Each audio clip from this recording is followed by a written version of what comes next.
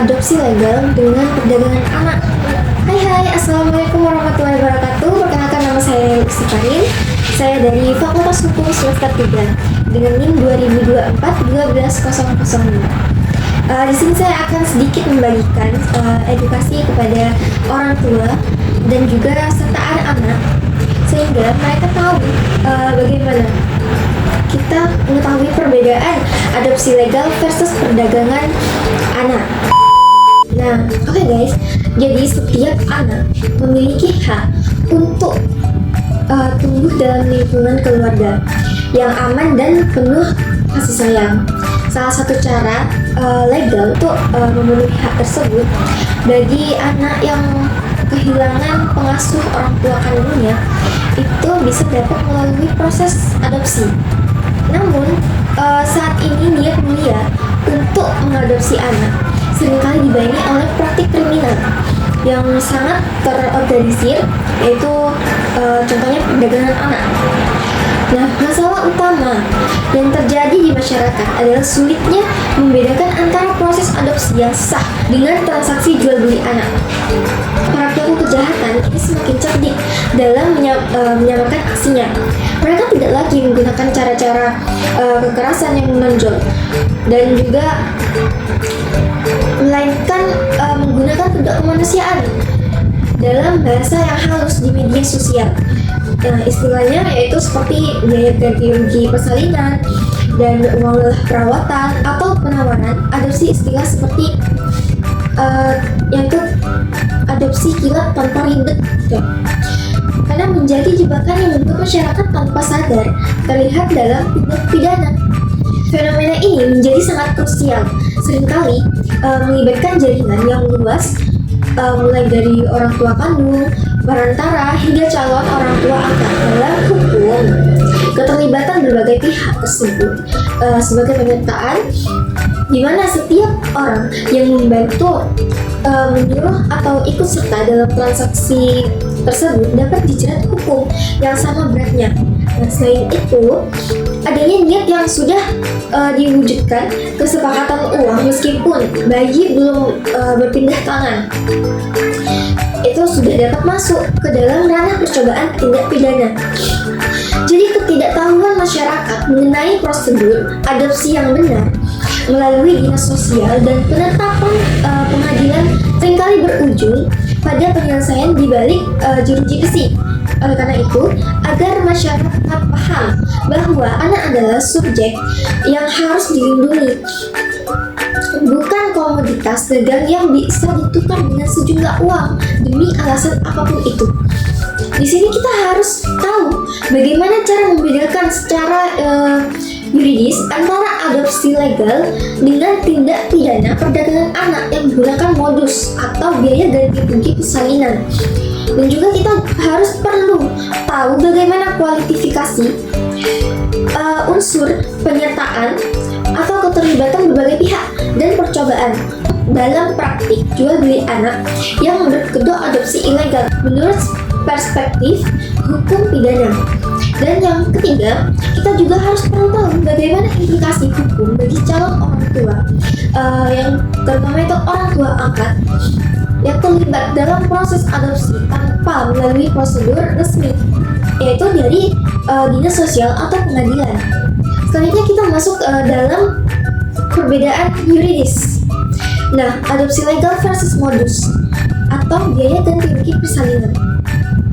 Nah, secara yuridis kita dapat membedakan keduanya melalui 3 indikator utama, yaitu prosedur, dokumen, dan transaksi. Nah, bagaimana adopsi legal sah atau itu adalah merujuk pada PP nomor 54 tahun 2007. Adopsi harus melalui jalur resmi, yaitu dinas sosial untuk pengawasan dan penetapan pengadilan untuk keabsahan hukumnya. Prinsip utamanya adalah kepentingan terbaik yang bagi anak, tidak ada transaksi uang di dalamnya. Nah, selanjutnya itu perdagangan anak atau modus biaya persalinan, yang dimana pelaku menggunakan terminologi halus seperti ganti rugi persalinan atau uang lelah untuk menutupi unsur transaksi materi secara hukum. Jika perpindahan anak disertai imbalan uang secara pribadi atau bawah tangan, maka unsur niat mengadopsi berubah menjadi unsur penjualan, yaitu ada pada pasal 83 Undang-Undang Perlindungan Anak.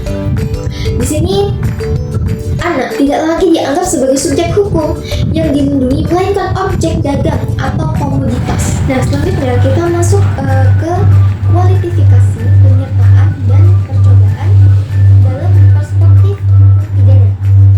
Nah, itu dimana yang pertama penyertaan atau dealing, yakni praktik ini melibatkan banyak pihak dalam pasal 55 dan 56 KUHP.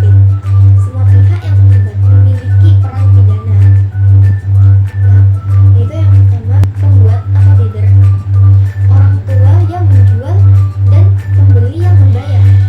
Yang kedua yaitu penganjur atau pembantu, karena di mana perantara yang mencari pembeli di media sosial atau oknum medis yang memfasilitasi persalinan untuk dijual. Mereka semua dapat dijerat hukuman karena dianggap turut serta atau memberikan bantuan atas terjadinya tindak pidana tersebut. Nah, itu kita masuk ke percobaan. Apa itu? Percobaan atau poking, yaitu merujuk pada pasal 53 KUHP. Kejahatan dianggap telah dinilai jika sudah ada niat dan permulaan pelaksanaan. Nah, contohnya yaitu ketika calon pembeli sudah mentransfer sejumlah uang sebagai DP atau tanda jadi kepada perantara meskipun bayi belum diserahkan. Tindakan ini sudah masuk dalam kualifikasi percobaan tindak pidana. Niat sudah diwujudkan melalui pembayaran sehingga aparat penegak hukum bisa bertindak. Yang ketiga yaitu implikasi hukum bagi calon orang tua angkat tanpa prosedur resmi, yaitu masyarakat harus memahami bahwa menjadi pembeli atau pengadopsi ilegal membawa risiko hukum yang sangat berat. Karena yang pertama yaitu jeratan pidana penjara. Berdasarkan Undang-Undang Perlindungan Anak, pelaku perdagangan orang atau anak diancam pidana penjara paling sedikit 3 tahun dan paling lama 15 tahun serta denda materi yang sangat besar. Yang kedua, status hukum anak, yaitu status hukum anak lemah, yaitu anak yang diadopsi secara ilegal tidak akan memiliki akta kelahiran yang sah atau status kewarisan yang kuat. Ini akan menyulitkan masa depan anak dalam menempuh pendidikan atau mengurus dokumen negara lainnya. Yang ketiga itu resiko TPPO, yang dimana jika dalam prosesnya ditemukan unsur eksploitasi orang tua angkat dapat dijerat Undang-Undang Pemberantasan Tindak Pidana Perdagangan Orang atau TPPO yang memiliki sanksi lebih berat lagi. Nah, teman-teman, sebagai penutup mungkin cukup itu yang saya bisa sampaikan. Kita berbagi untuk orang tua dan juga untuk anak-anak supaya mereka juga bisa tahu bagaimana resiko di luar sana, yaitu resiko perdagangan juga tentang adopsi ilegal. Mungkin yaitu anak adalah anugerah, bukan komoditas ya. Mungkin niat kita baik, memberikan rumah dan kasih sayang bagi anak yang membutuhkan. Namun niat baik tidak akan pernah dibenarkan jika ditempuh dengan cara yang dilarang hukum. Jangan biarkan ketidaktahuan kita menjadikan kita bagian dari rantai kejahatan penyertaan dalam perdagangan anak. Ingat, setiap rupiah yang berpindah tangan dalam transaksi atau adopsi kilat adalah bukti pelanggaran hukum, bukan bukti kasih sayang. Jangan terjebak dengan istilah uang lelah atau ganti biaya persalinan. Jika prosesnya tidak melalui dinas sosial dan penetapan pengadilan, maka masa depan anak tersebut sedang dipertaruhkan dan kebebasan Anda sedang terancam.